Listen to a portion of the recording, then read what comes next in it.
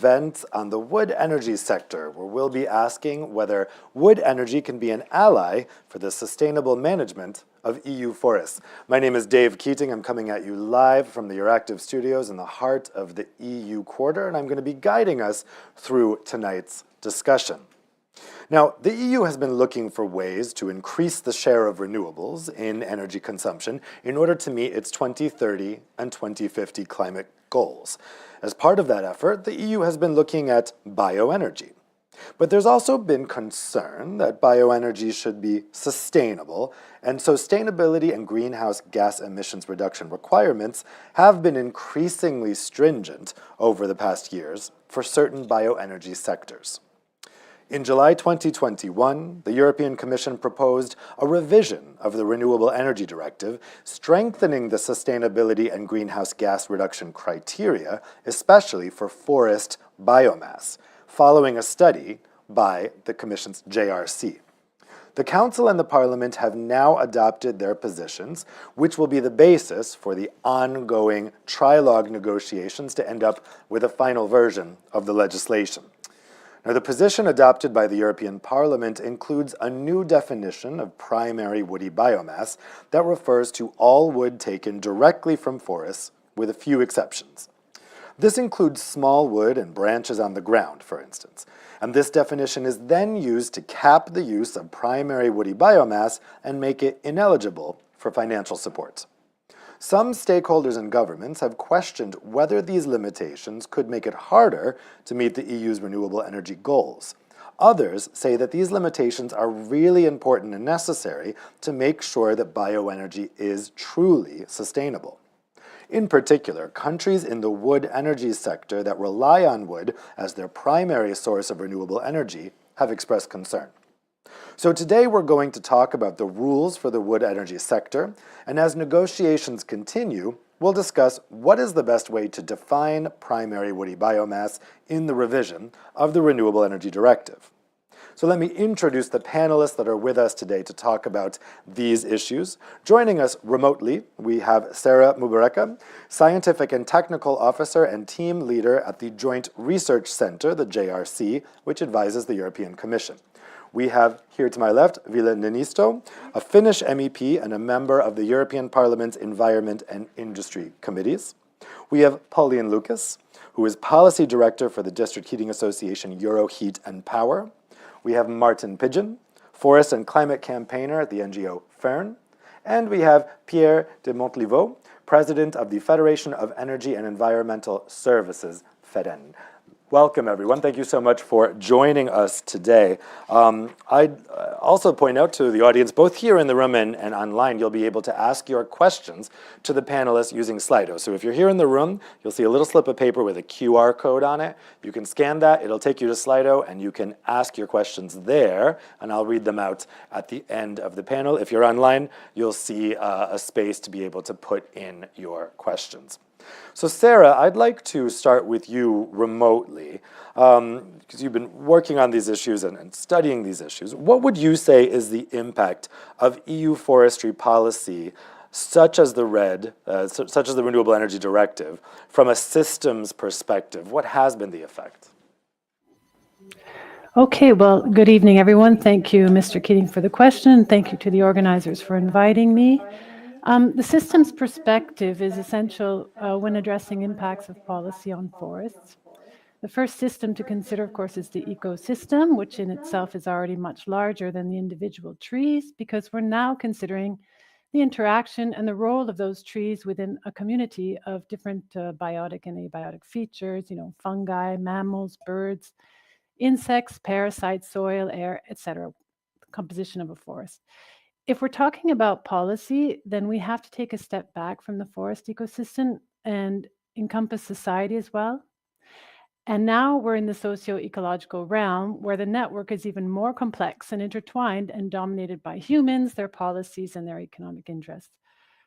But we still can't consider this the whole system, because we have to take it another step back and include the well-worn concept of sustainability, which automatically implies an additional dimension, and that's the dimension of time. I think that the biggest mistake that we can make is to perform silo studies while trying to understand impacts of policies. If we myopically examine impacts only from one dimension, for example, the climate change mitigation potential dimension, because it's quantifiable and accountable, we miss all the rest. Last year, the JRC published a study followed up by a paper that you mentioned in your introduction. By the way, that was not why a revision was done. I would love to take the credit, but it's not the case.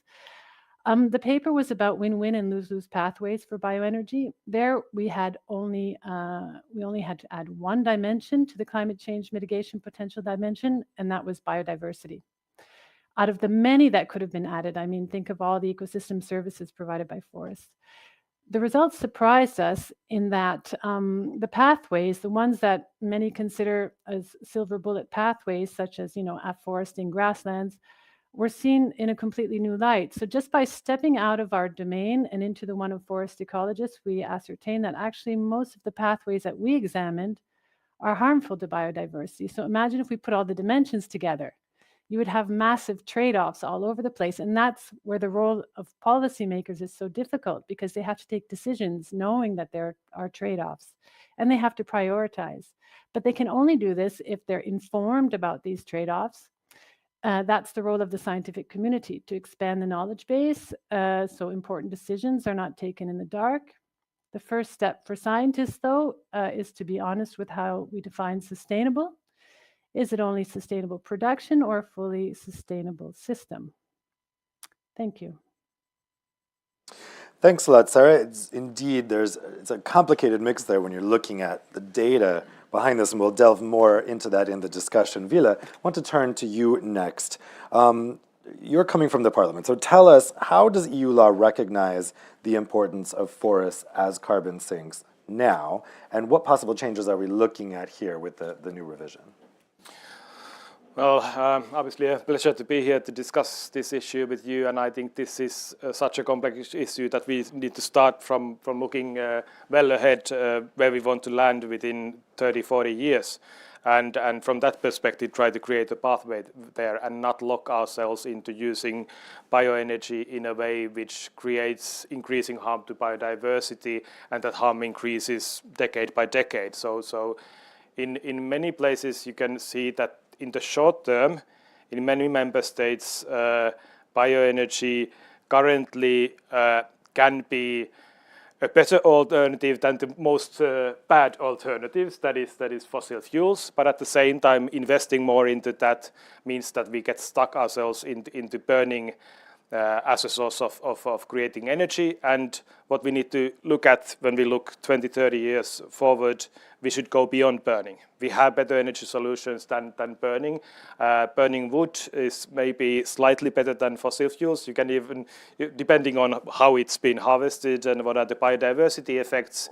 But if you look at EU's carbon sink policy, what was your question as well, I was Parliament's rapporteur on LULUCF. We have a deal on that with the Council now, which will be accepted both in the Parliament and in the Coreper in the coming months. I have to kind of like acknowledge that the carbon sink targets that EU has for 2030 is just about, restoring the sinks we had 10 years ago. So what we have done, how we account burning wood for energy, is that we discount the CO2 emissions that burning wood creates, because all burning creates CO2 emissions, fossil fuels and wood alike. But since we have the sink policy and we kind of like have agreed that this discount in ETS is given to wood energy, which is a form of support, is then taken into account into the carbon sink policy. But since our sinks policy, we start to have a sink policy. Member states need to increase their sink, work on their land use sustainability, but it's still really modest. So the sink policy in itself does not limit the use of wood in a way where added value and high-end products would be the goal of bioeconomy. So my main message here is that I think it's good that the Parliament created a cap and a ceiling for freezing the use of bioenergy, and all investments should go into better solutions, and maybe if there is any room for burning in the longer term, it should be industrial side streams that are hard to avoid. But many of those also can be used for products and textile production and these kind of things. So we should look at added value when we develop bioeconomy, because that's the only way to make it beneficial in addressing climate change. If we just burn wood, it creates biodiversity losses and does not help to negate emissions compared to fossil fuels in a large extent. Thanks, and we'll talk more about that cap in the discussion. Pauline, let's turn to you next from the perspective of Euroheat and Power. What role does biomass play in district energy? So thanks for your question, Dave. First, let me place things in perspective. So the current energy crisis is actually also a heating crisis, and we repeated it constantly, but half of our energy demand is actually coming from the heating and cooling sector, and this is over 40% covered by gas, natural gas. So the real challenge that we are having or facing within the next 2 to 3 years is actually to ensure energy security and basically keeping ourselves warm and our industries afloat. So our perspective on this is that we must use all energy, all sustainable heating sources that we have at hand, and this includes woody biomass. And this in order to decarbonize the heating sector that we are part of, and also making the system more resilient. So in terms of numbers, sustainable bioenergy makes up 20% of the district heating mix. And so it's an important resource for our decarbonization and defossilization of heating, and that also in many cities. We're primarily an urban technology, but not only. So as fossil fuels are being phased out from district heating, our supply for clean electricity will also diversify. So on the one hand, we will keep using bioenergy, but on the other hand, we will also diversify and complete this mix with other energy sources, such as geothermal, solar thermal, green electricity, so in large-scale heat pumps or e-boilers, and as well as recovering sustainable and local waste heat from industry or tertiary sources. So in this context, being still able to recover wood residue that cannot be used for other uses is a synergy. It enables us to have sustainable production of clean energy and also avoid the wastage or the waste of precious resources. So however, on the other hand, we are fully aware that there are concerns around the sustainability, but from the perspective of our sector, we have some concerns about the proposal of the European Parliament on primary woody biomass definition. And what is clear is that we need to ensure that the sustainability framework accurately reflects the reality, the sustainability practices of the sector.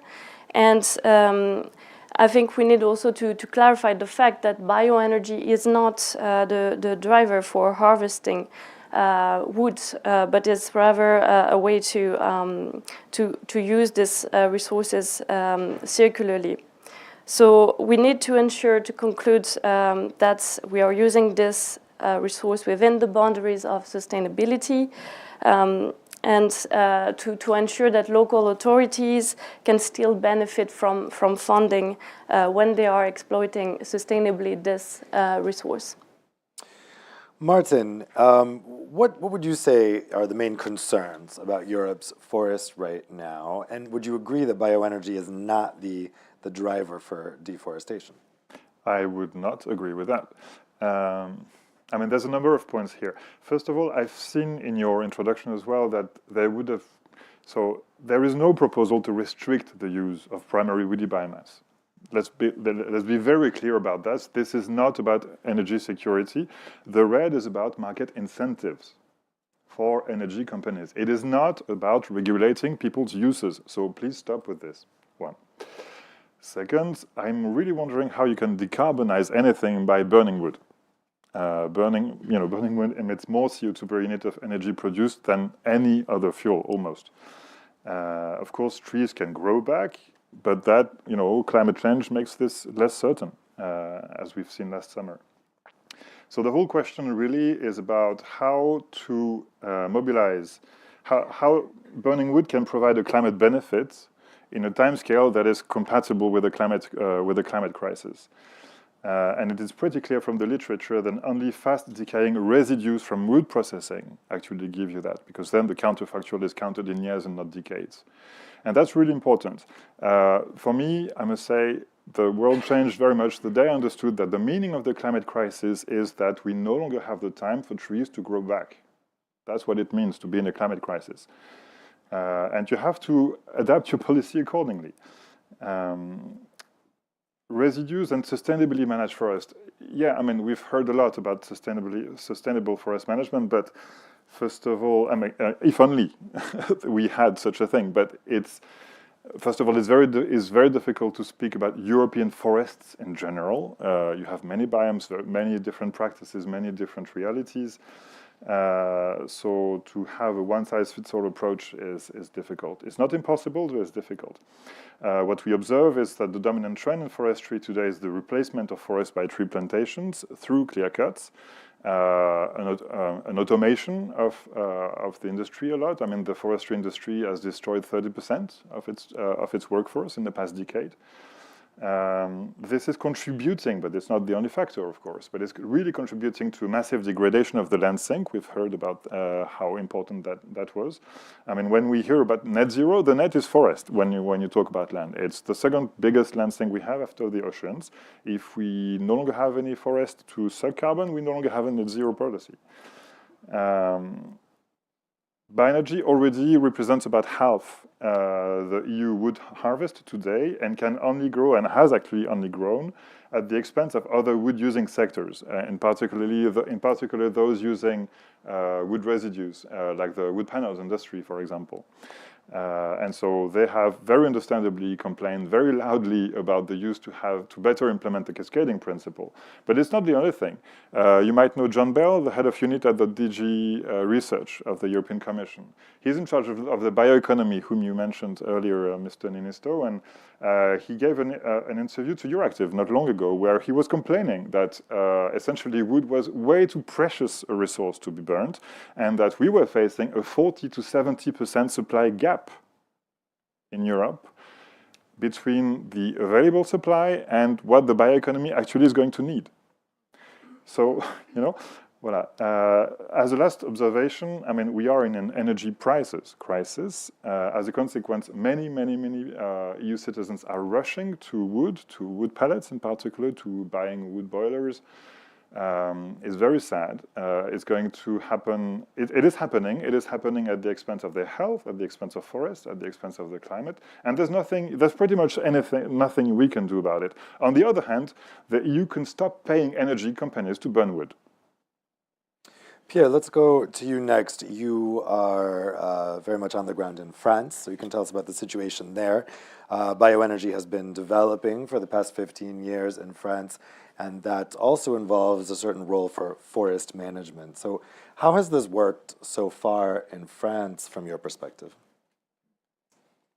Well, to explain you the question of forest management, maybe we'll start with a broader view. Because France is a country very proud of its forest, but which should be very much ashamed of its heat. Because today, 75% of the heat consumption in France is fossil fuel based, 75%.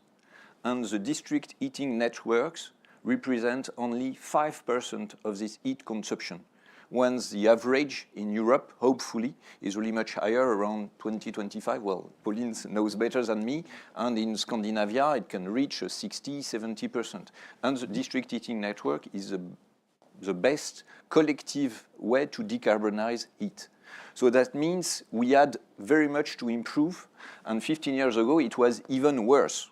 even worse. So we hopefully had something called Grenelle de l'environnement, a general meeting of NGOs, horrible enterprise, everybody discussing around under the authority of our Minister of Ecology. And we were able to find common grounds, and that led to the creation of a subsidy fund of the ADEME, the French Institute for Environment, which enabled to start really the development of district heating networks. And I was very lucky because I arrived in an enterprise working in energy savings and heat at that moment. And so we started to look for the best solution for each territory. And so I would like to say that so we are not burning wood lovers. We are first starting, it's just a question of wording is very important.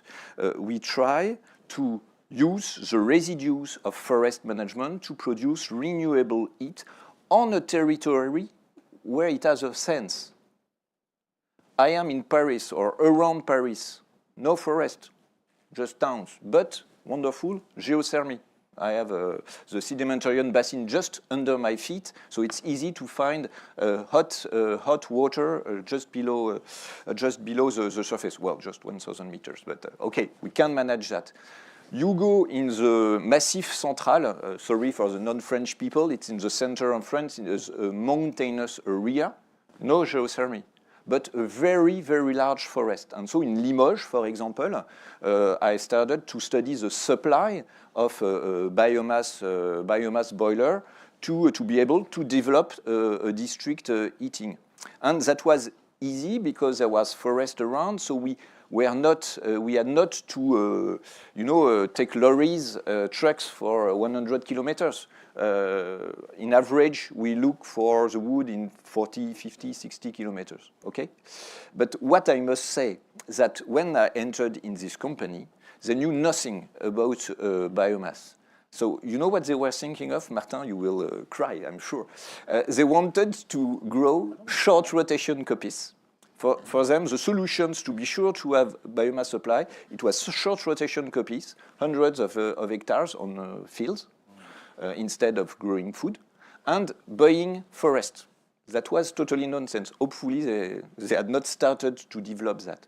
And on the contrary, I was coming from the forest sector, and I presented them the landlords, the cooperatives, the very small companies cutting the wood. And you have to work with all this array of different people if you want to address each forest near your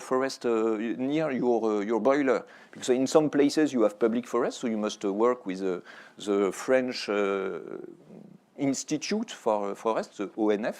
In other places, it's private. You have big landlords who work with cooperative, and you have very small landlords who will work with these very small companies. And that was the way for us to just insert ourselves in the forest management, to grow trees and to develop the sink, the carbon sink. You must grow trees to use them for building houses. I hope we agree on that. And to produce this wood, you must select your oaks. And we were talking before of, what's the name, aspen. The aspen, on the contrary, if it grows very much in your oak forest, well, you have to thin it, to take it away, to leave space for the oaks growing. So that's normal forest management. But this, when you do that, the thinning, it's at the beginning of the growing phase of the forest. So at that moment, you don't earn money because you don't cut big trunks. You just spend money. And from that perspective, the landlords are very much interested to see us coming because we say, okay, we can buy this aspen, not very much because we have to compete with gas, so we have not a buying capacity very, very high, but we can add some, let's say, salt in the soup. Sorry, I don't know if it's a Brusselian expression, but something, a little bit of added value to the forest management process. Sorry, I was too long, but it's a complex issue to describe.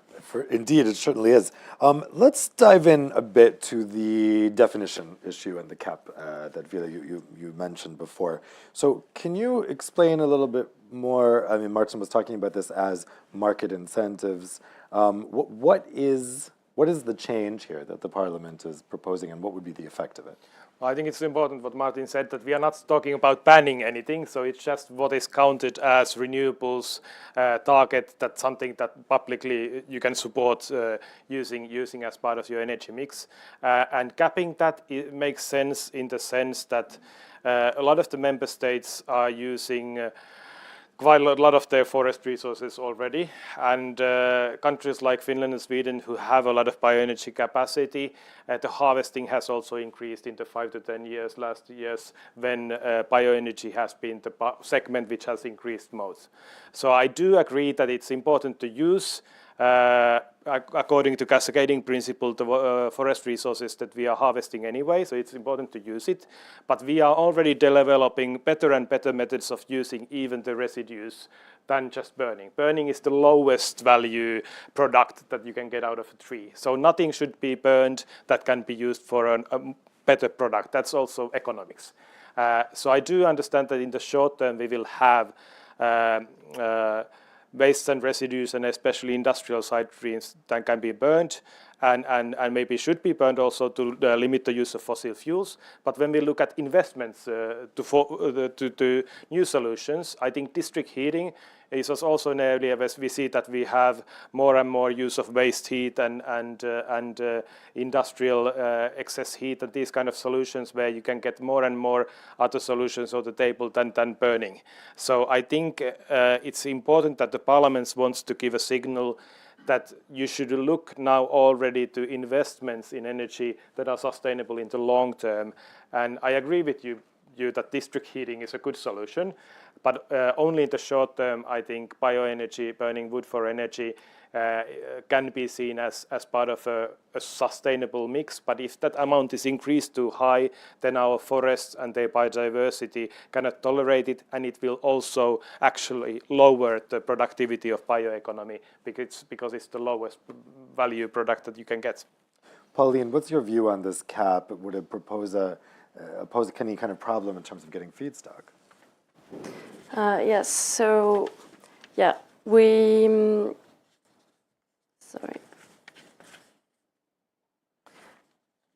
In terms of the definition of the biomass, and we see that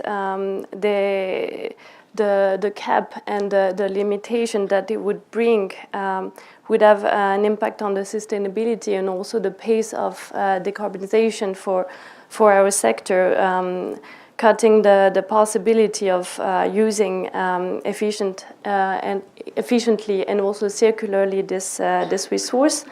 It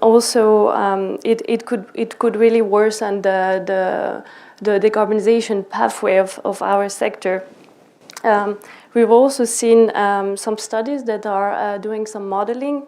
For instance, the consultancy in Sweden, Profu, has conducted a modeling, and it is showing that such a signal coming from the EU legislation and coming from RED II could slowly drive away the use of these resources. So in Sweden, so not generally in other markets, we don't have that many studies at hand for the moment. But it shows that it could increase system costs for transport and for energy within the next 25 years by 7 to 8 billion euro. This could also push to the reduction of heating and cooling combined production. It would also drive the prices up for consumers, so from 15 to 25 euro per megawatt hour. And overall, it could also decrease the competitiveness of the sector and drive the market away from district heating towards other solutions that could be in comparison more competitive. So these are only a few considerations from one market, but in terms of the value chain, this could have quite far-reaching consequences.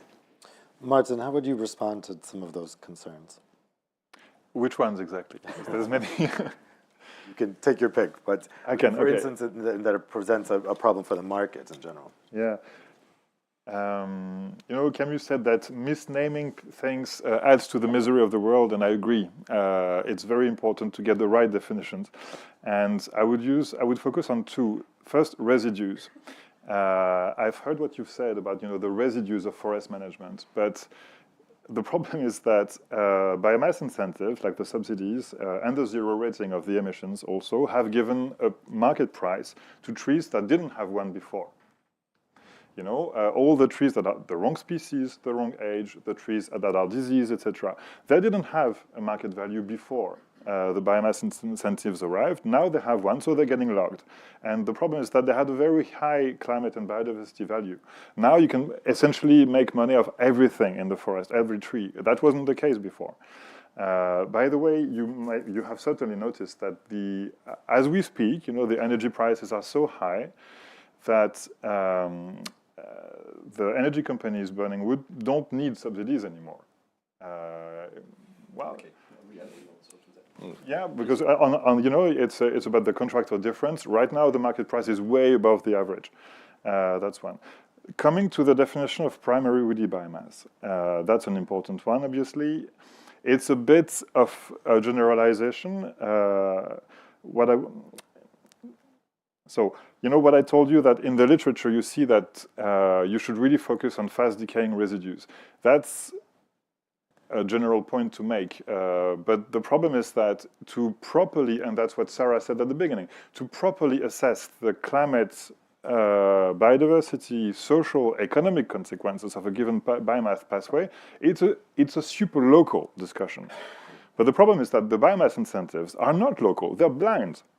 They reward practically any form of wood burning, and those who are painstakingly trying to implement the RED II sustainability criteria will certainly disagree given the sort of bureaucratic nightmare that they're facing. I'm sorry for that. But the problem is that the definition we inherited from the Parliament suffers from some of that, unfortunately, because at the beginning, the Parliament just used the definition of primary woody biomass that had been proposed by the GRC, which is essentially the definition of roundwood. But then Bioenergy Europe has the lobby group representing the biomass industry has done its job and done some lobbying, and they're very clear about that in their own reports. And so they've added a lot of complication. Now you have to essentially it's roundwood minus sanitary cuts, minus fire prevention measures, minus natural hazards. How can you make the difference? How can you tell that this pile of shredded wood is actually coming from fire prevention measures, and this other pile of shredded wood, which looks exactly the same, has a different provenance? You can't. This makes, this complication really makes the whole definition and policy very difficult to implement. So our plea would be that please keep things simple and work on the incentives, not the definition, because this definition, I think, is very bad for the industry and is very bad for forests. Pierre, you wanted to respond to the idea of not needing subsidies anymore. Well, the problem is that without subsidy, we will stop biomass district heating in France, because let's just remember that just 1 year ago, gas prices were at 20 euro per megawatts. Now, they are really higher, but look, you are the mayor of a small town, not that rich, but you are very much annoyed because everybody in your town is crying because of the gas prices. So you want to do something. Yeah. So maybe a district heating. Okay, so we discuss. In 5 years' time. Well, you will invest for 30 years. District heating is in a long-term investment. Mm-hmm. And if you ask me to swear that gas prices will not go down, I'm not able to do that. So the mayor, he wants to be sure that if he invests to cheaper heat, he won't have the problem in 10 years' time to have again the people in the town saying, hey, why did you do that? Because now gas prices are lower. I'm afraid it won't happen. No? I'm afraid the prices. So just to say that, once I have said that, we have to face a reality. A biomass boiler is 5 times more expensive than a gas boiler.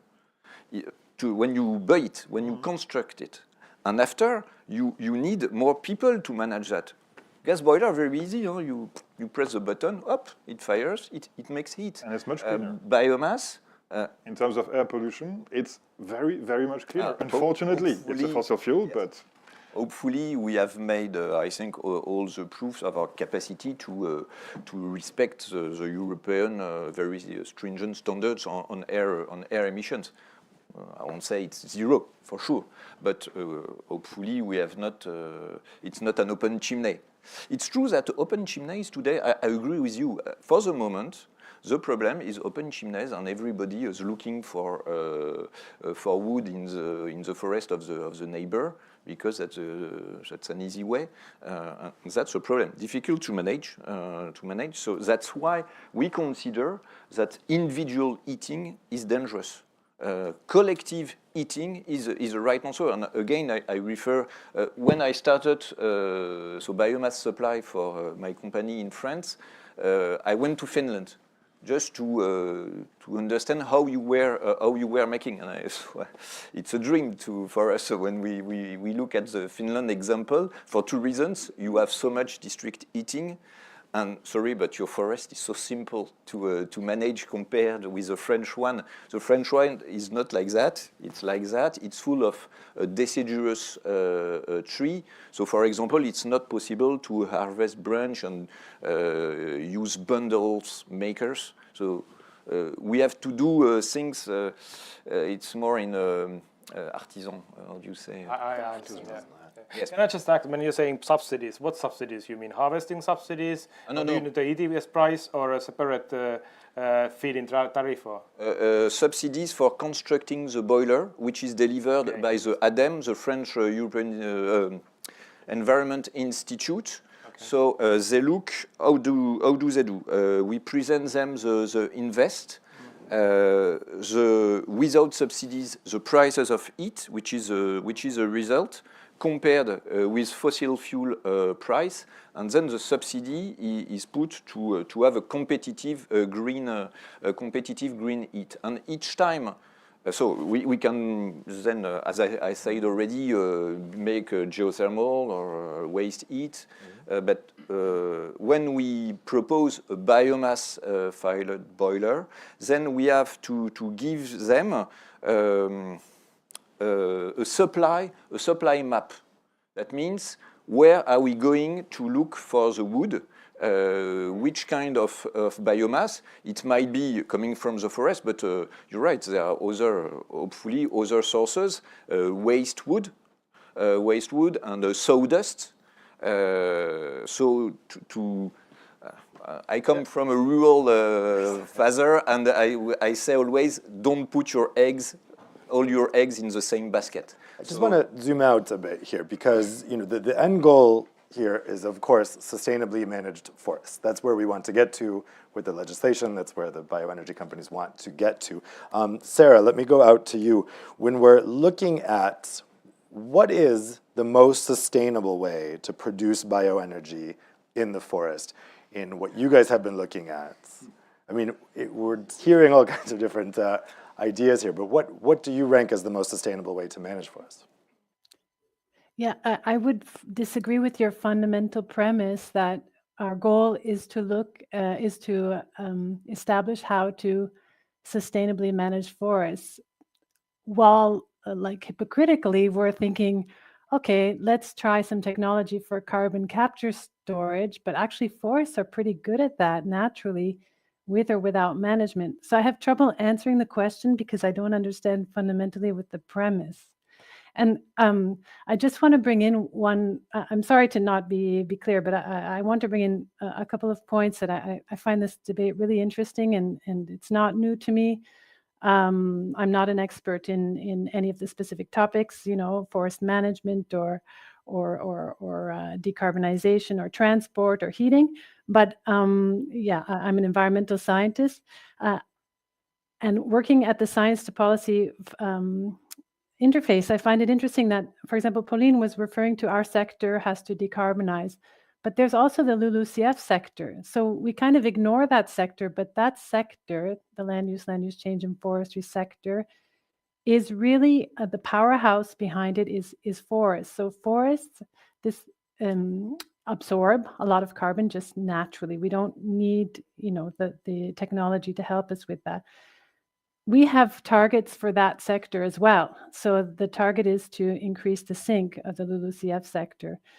And to do that, you have to either reduce harvesting, or there are other solutions. You can, try and lock carbon into harvested wood products, or there are other solutions.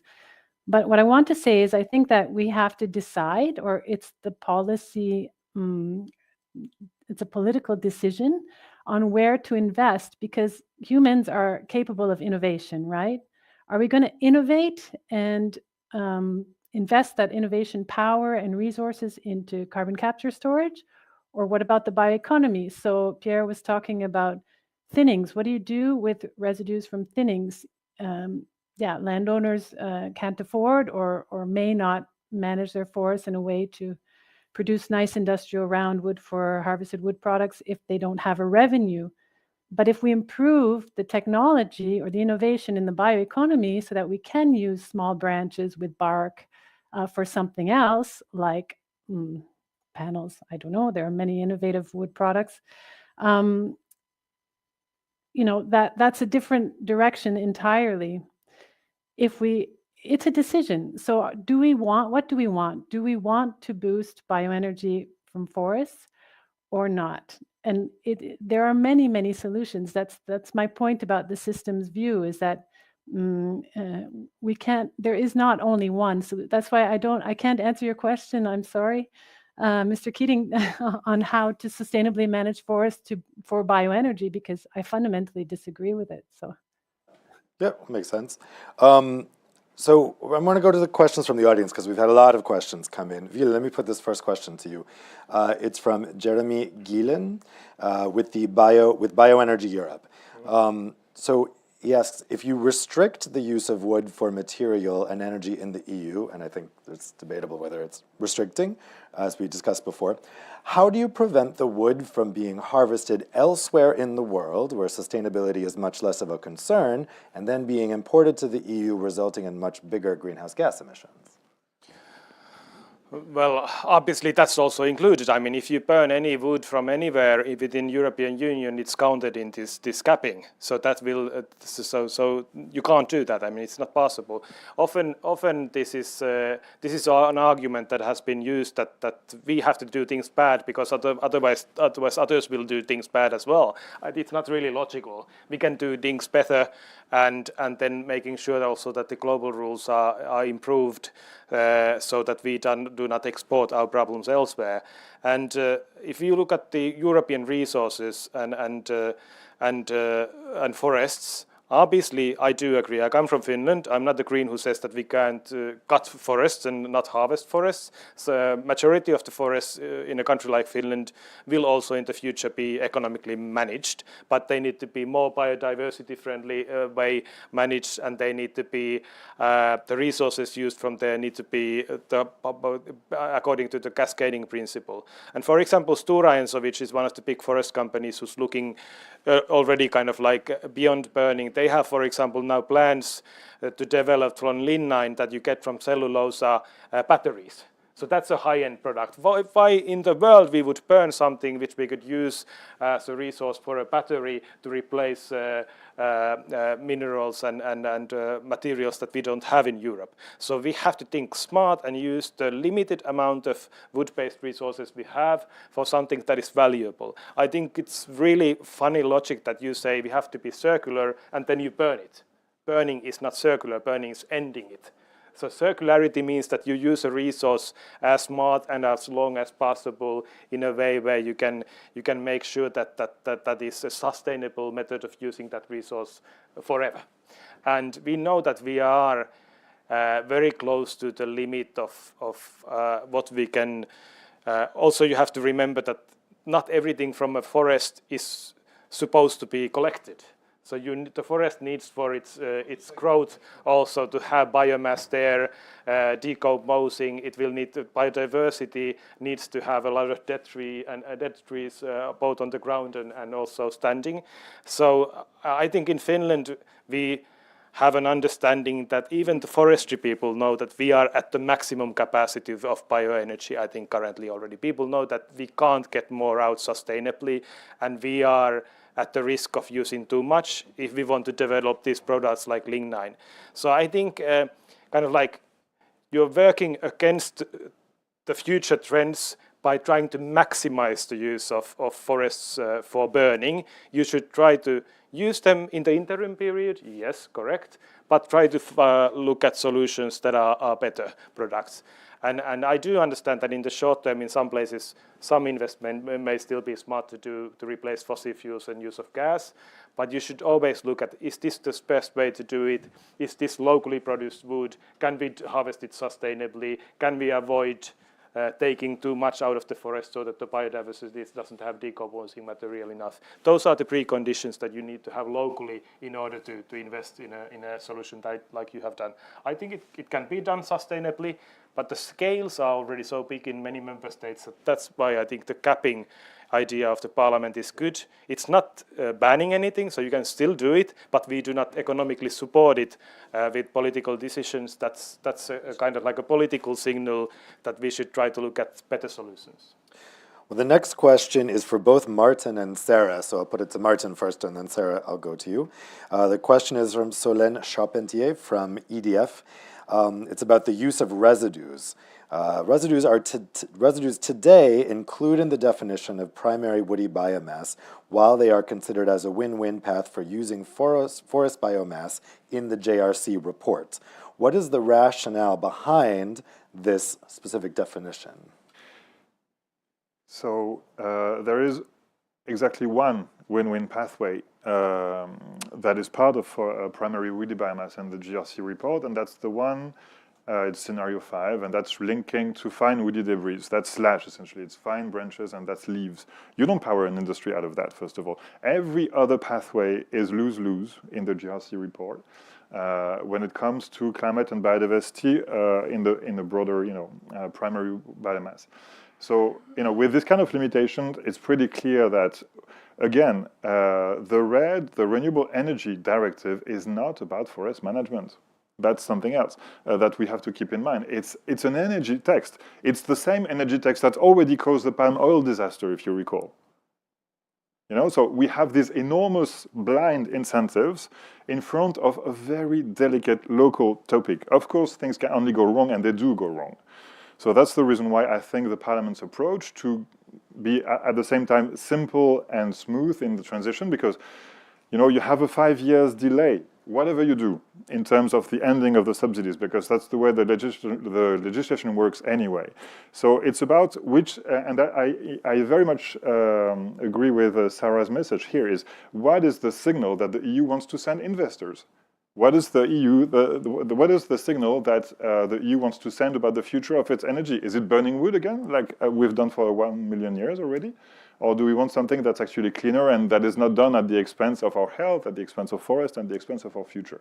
I'm sorry to use these big words, but that is the case. We need forests because we are part of them. We are animals. We depend on the survival of biodiversity of nature. And again, as humans, we go down from the tree. We are very, very close from the forest ecosystem. If we destroy that, it's going to be at the last point. I couldn't insist more that, of course, we need to replace bioenergy with more added values. But if we transform all the trees into microplastics as opposed to burning them, I'm not sure we've gained much. So again, it's about forest management at the local level and how you organize it. And that's a difficult and sensitive discussion. It's about democracy, it's about governance, and it's certainly not about sweeping continent-wide market incentives for the way they are organized now.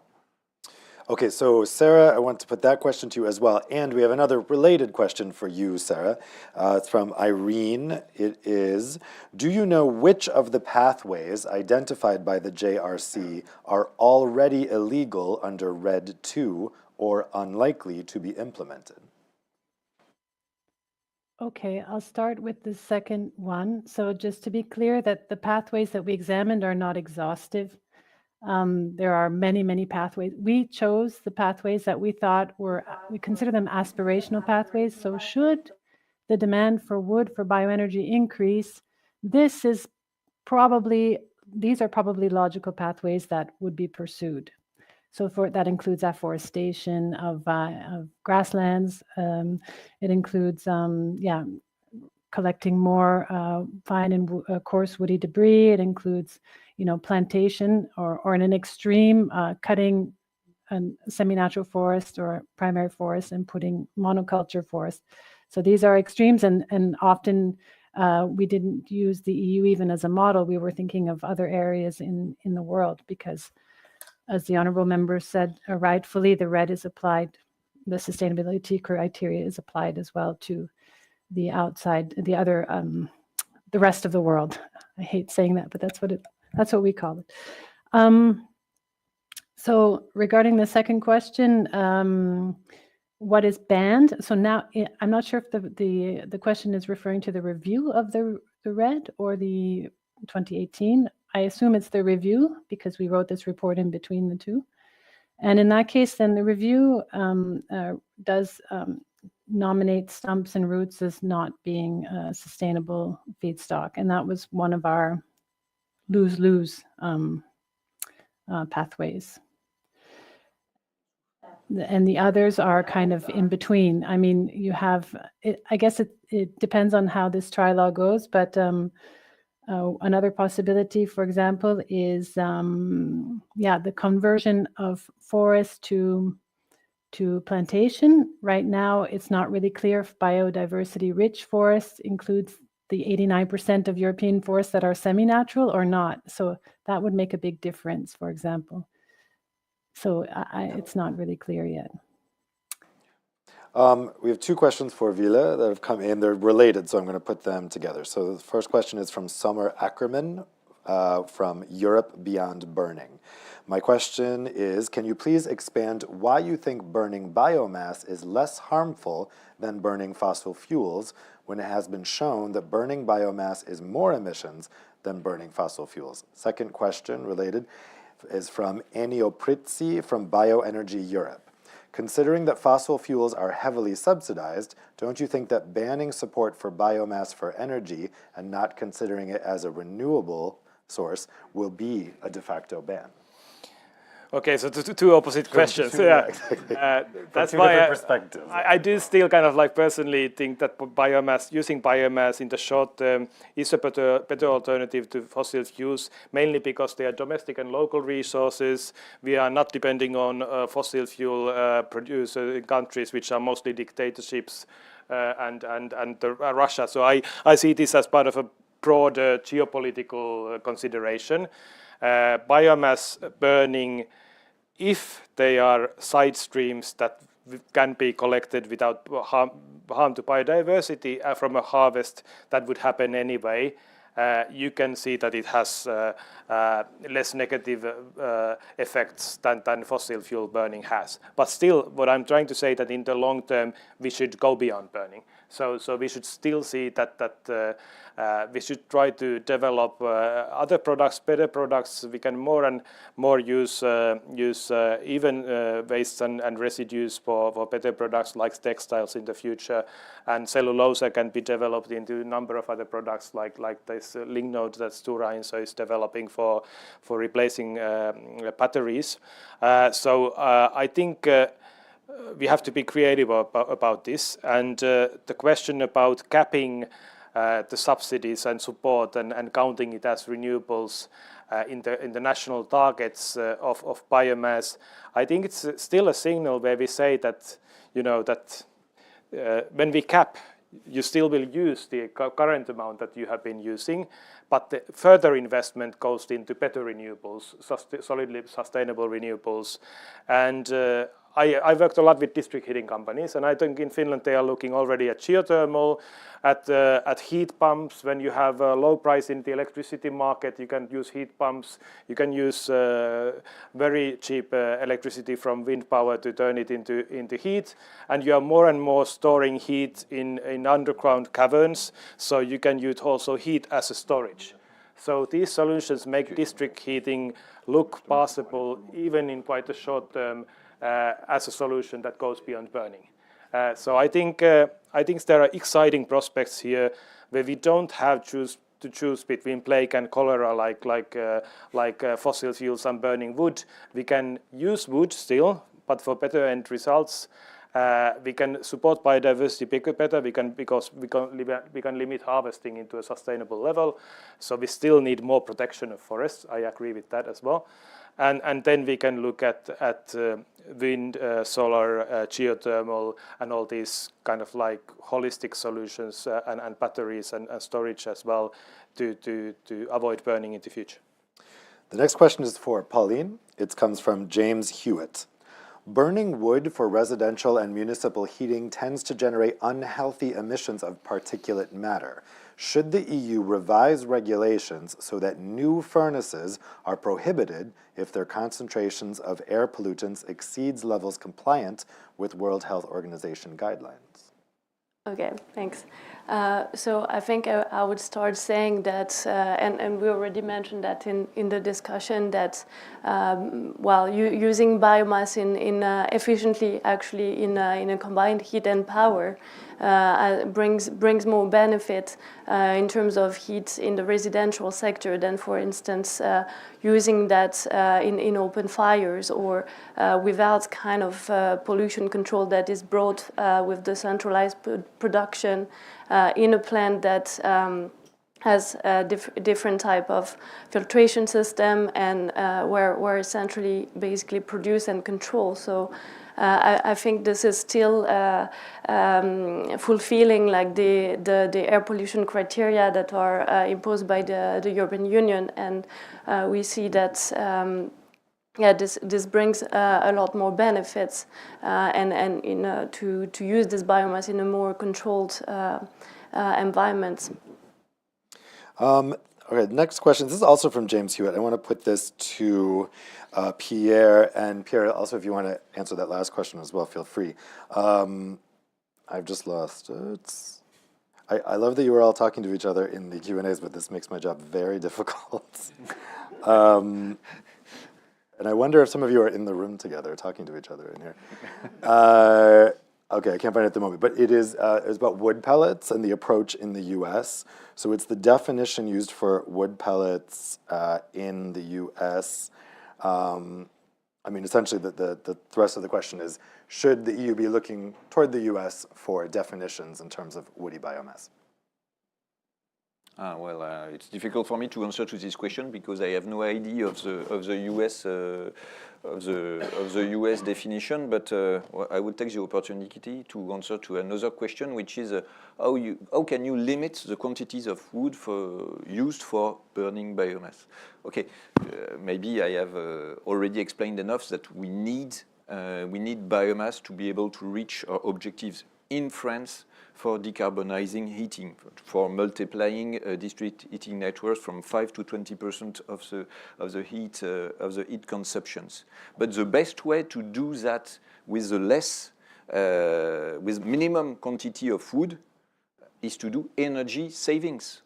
It should be priority number one of every policy energy in all Europe, to really focus on 40% energy savings minimums in all houses, in all buildings. And for us, from our point of view, it's always forgotten. We always talk first of energy production. We should first talk of energy consumption.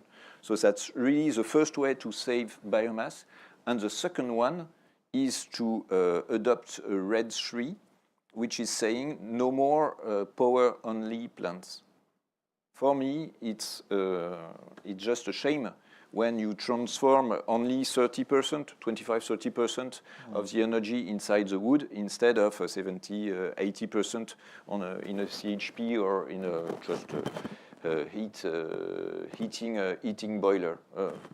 It has been a personal fight which I have lost in France because you have a big plant in Gardanne just fired with just producing power. Well, replacing coal, that's good news, but wasting 10% wood. 10% coal. Wasting wood, still. Okay, so we shouldn't have subsidized that with a feed-in tariff on that. I think we have a common ground. So this provision of RED III will be good, and if we ban that, I think the risk you were saying of having an explosion of using biomass without subsidies, for me, will be limited. Because when you produce it, you don't sell it at a very high price. Yeah, it's a commodity with not much value. On power, you can make dreams of higher. That's the thing. I'm very happy to hear you say that, because there's really no justification anymore for subsidizing electricity out of wood. I mean, it's inefficient, it's polluting. As you say, it's like 30% efficiency. That's ridiculous. Yeah, no, I mean, it's about the heating, and it's about how do you organize it in a way that you have to reduce. I'm also very happy to hear you say that the first investment should be energy savings, because that's absolutely the case. Unfortunately, neither of these things are very clear in the red as it stands. The Commission tried to exclude electricity-only plants, but it introduced so many restrictions that it's worthless, honestly. Combined heat and power plants are the big risk that I think we should absolutely try to avoid is the conversion of coal to biomass plants. And you have many of those, and those are driving enormous amounts of wood. Just one plant in the UK, Drax, is 1,200 megawatts, so it's a big nuclear plant, but it's not an enormous thing. It's burning more wood than the annual harvest of the whole country. Okay, it's the UK. It's import. So exactly. So they import everything, and actually the main room for growth actually in the bioenergy sector is through imports, and even Bioenergy Europe itself sometimes acknowledge this, and that's indefensible. But will it be prohibited a new Drax with the Red 3 provisions? That should be the goal. It should be, but I'm not sure it is. The European Parliament is working on that. That will be under the cap as well. Yeah. So it would be limited. Okay. We have another question for Sarah from the audience. It's from Marta Ikausti. Marta asks, if I understood correctly, does what you're saying mean that forest management is per se not sustainable? How would we then cope with forest fires or droughts directly related to poor forest management? Did Marta understand you correctly, Sarah? No, well, possibly she understood correctly, but I misspoke. If she misunderstood, then others did as well. No, clearly, forest management is an important thing. I was just sort of playing a bit the role of let's go to the extreme and just rewild, So I think we shouldn't forget that is actually a viable option. If we want to increase our sink and absorb more carbon, then forests are good at that, and that's what I was saying. Of course, things would collapse if we didn't have forest management, because that's how we obtain resources from forests. It's one service that forests provide. That's a provisional service of timber or wood, and there are many others, non-wood forest products, flood control, clean air and clean water, et cetera, et cetera, et cetera. And you can argue, this is what I was trying to say in my introduction, is that you can argue many different facets, and there's no right or wrong answer globally, but I think we all agree, and I've heard it from Pierre and from Martin, from Pauline, et cetera, that it's a very local decision, what is best. So I just read a paper from Northern Canada where really the only viable options are diesel generators or bioenergy plants. There is no option, they're off the grid. So it's a very localized. I'm not sure if that's the case for central France, but I think we all agree that there is no one blanket solution, and that's why I have trouble answering a question on sustainable forest management when it really depends if it's my backyard, your backyard, and what the objectives are. Well, you mentioned rewilding. It's kind of related to this next question, which will be from Martin. The question is from Mary Booth from the Partnership for Policy Integrity. Given the forest carbon sink is declining drastically or has been lost completely, as in Estonia, Austria, and Finland, can you talk about the importance of not just a cap, but an active reduction in biomass use? Do you think there needs to be an active reduction?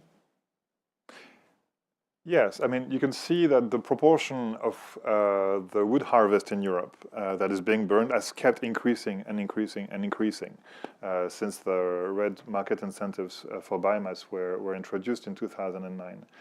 As we said, that's coming at the expense of other wood-using sectors. It's coming at the expense of forest and of the climate. So yes, we have by all means to reduce the absolute amounts of biomass that we use. The problem is how to organize it in a way that, I mean, if you take a country like Hungary, Hungary relies on, I think, 65% of its renewables energy mix comes from primary woody biomass, right? Because they haven't invested almost at all on wind and solar because they're not interested. Precisely because the RED enables member states to count wood as part of their renewables mix, then member states have just started counting domestic burning, which is including in open-air chimneys, which is polluting, inefficient, etc. They count it as well. Huh? They count it as well. Yeah, no, exactly. They do count all of that. So there's really, at the moment, we are facing a really unpleasant situation where the EU renewables targets are actually undermining the EU climate and biodiversity action. So through the bioenergy issue. There's a very good commentary published in Nature, I think yesterday or today, that shows that the big problem of the whole Fit for 55 program actually is bioenergy, because that's essentially outsourcing Europe's land use to the rest of the world. So I'll wrap and simply conclude by, yes, we need to find a way, a timeline and a pathway for reducing biomass use in Europe, ideally back to pre-2009 levels, because at least, that's the problem that the RED created, so at least we want to solve this one. But because we're in a climate crisis, I mean, you also have to revisit to what extent we should rely the energy sector, for example, on bioenergy. That you always have the special cases, like the off-grid people, the people who are too poor to heat themselves in any other way. Humans have been burning wood for 1 million years. They will continue. The problem is, should we incentivize them to do so? And I don't think so. Ville, you want to come in? Yeah, I think it's also important, if you think about the carbon sinks and biodiversity of our forest, we also have the biodiversity loss that we need to address. Yes. And we know that in most European countries, a big driver for loss of biodiversity is harvesting. Yeah. Old growth forests are still being harvested, so we need to make sure that the biodiverse rich forests are protected. And then those forests that still will be used economically need to be moving more towards sustainable methods, so continuous growth forestry, multi-generational, multi-species forests, and less of this clear-cutting policy. And I think one big problem with biomass burning is that biomass burning is part of a philosophy, because in the clear-cutting model, when you plant a few species all at one time, it's kind of like a Nordic plantation. It's more or less tree plantation, so it's not a real forest.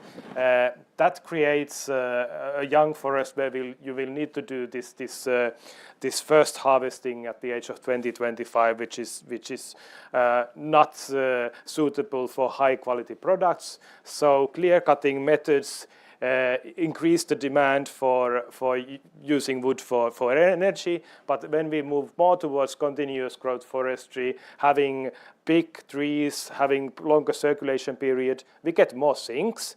We get better trees for wooden construction, really long products that store carbon properly. Yeah. So we get better sinks, we get better biodiversity in forests, and we get more higher end value products. So this clear cutting and then biomass burning kind of a philosophy is a total waste of resources, total waste of land, and total degradation of biodiversity. So it should be, I'm just saying because I come from a country where this is done in a massive scale, scale. And I was a bit laughing when you said that we have such nice forest, because you are speaking about those plantations that they are growing. They're simple. It's Very sort of- well, I was saying simple. yeah, they are simple because they only plant two Simple trees, saying two tree species. But forests are not simple. Even Nordic forests are very multi-diverse when they are natural. So we should move more towards respecting the forest as an ecosystem and taking resources from that context according to the cascading principle. And that already would lower the resources available for burning in a sustainable way, because that such a forest also needs more decomposing material and so on. So I think the big problem is, and I think that what the Nature article also showed, is that if we push for more and more burning of wood, we would continue methods which are not sustainable forest management, and we would erode biodiversity continuously. I do agree in the short term that burning wood, especially in combined heat and power, is better than many alternatives, but it should be based on a very local, sustainable pool of resources and analysis that is based on solid science. This can be done in the short term, at least, more or less sustainably. You still have the CO2 emissions, you still have the more small particulate emissions, but maybe less than some other alternatives that you could invest in such a context. But the scale of what we are doing already is so big that we do have a problem with this. Well, we're just about out of time, and so Pierre, I just wanted to let you respond to that. And could you also respond to this idea that we need to use less biomass as the last question? Yeah, as I said, let's do energy savings. That's well, we'll need less biomass. But what I would add is what we should do. We should harvest legally. We should regenerate forest where you harvest forest. We should regulate for sure in protected areas. Don't cut trees in Bielowieża, as we said, or in an integral reserve in a national French park for sure. We should preserve biodiversity, soils quality, maintain long-term production capacity of forest, and be looking at the soil utilization, not make short rotation copies on agricultural fields. This list is very good, I think. It's the list of RED II.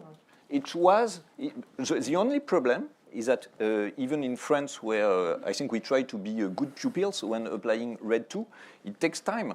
That means, this 80 pages document, it's the RED, what we want to apply in France for the certification system of biomass using in all France.